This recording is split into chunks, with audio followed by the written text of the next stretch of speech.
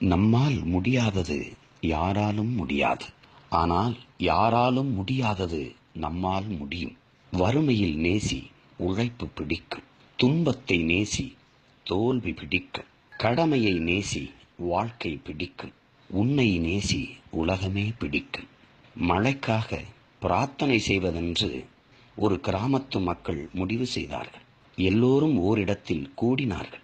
ஒரு சிறுவன் மட்டும் குடையோடு வந்தான். இதுதான் நம்பிக்கை. உன் வெற்றிகளை கணக்கிடாதே, தோல்விகளை கணக்கிடு. ஏனென்றால் தோல்விகள் வெற்றியை காட்டிலும் மதிப்பு வாய்ந்தவை. கப்பல் துறைமுகத்தில் நிற்பது பாதுகாப்பானதுதான்.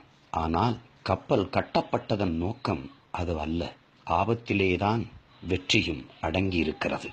உதிர்ந்த மலர்கள் மீண்டும் செடியோடு சேர முடியாது. கடந்த கால கவலைகள் என்பது இதுபோலத்தான். எனவே நிகழ்காலத்தை நேசி, எதிர்காலத்தையே யோசி.